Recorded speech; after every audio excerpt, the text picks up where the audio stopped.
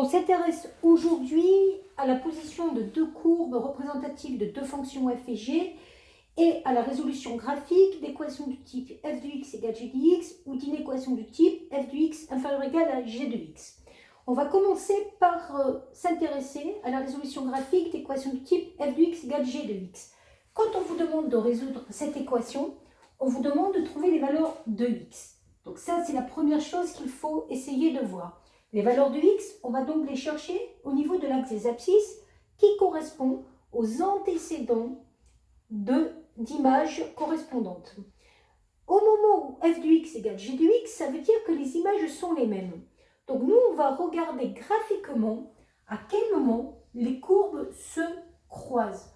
On constate ici que la courbe de f en rouge croise la courbe de g en bleu à deux endroits.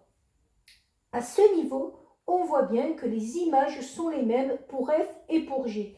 Ici, l'image de f est la même que l'image de g. Ici, l'image de f est la même que l'image de g. On se rend compte que comme on cherche la valeur de x, il faut se mettre sur l'axe des abscisses. La valeur de x qui correspond, c'est soit 500, soit 2000. Et on a remarqué que ces fonctions f et g étaient définies sur le même intervalle de définition, 0, 2500. On va donc écrire que les solutions sont les valeurs 500 et 2000. Ce sont donc bien les valeurs de x pour lesquelles les images sont les mêmes. Et on a donc pris les coordonnées des points d'intersection des deux courbes C de f et C de g. Quand on veut que l'image de f soit plus petite que l'image de g, concrètement, on est en train de visualiser au niveau du graphique à quel moment la courbe de f est en dessous de la courbe de g. Donc là, on va avoir des positions de courbes. Si je regarde à quel moment la courbe de f est en dessous de la courbe de g, je me rends compte que la courbe de f est en dessous de la courbe de g, c'est à cet endroit-là. Sauf que nous, toujours pareil, on cherche les valeurs de x, des antécédents.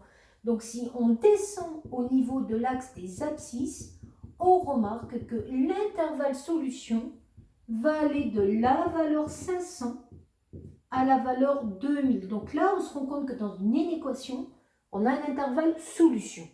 Si je veux que l'image de f soit plus grande que l'image de g, c'est que C de f, cette fois-ci, va être au-dessus de C de g. La courbe de f doit être au-dessus de la courbe de g. La courbe de f est au-dessus de la courbe de g. On voit que ça apparaît ici. À cet endroit-là, la courbe de f est au-dessus de la courbe de g. Et à cet endroit-là, la courbe de f est au-dessus de la courbe de g. On n'oublie pas qu'on cherche toujours les valeurs de x. Donc les valeurs de x vont aller de 0 à 500, puis de 2000 à 2500. On va donc mettre que les solutions sont l'intervalle 0,500 union l'intervalle 2000-2500 en restant sur notre ensemble de définition. Voilà.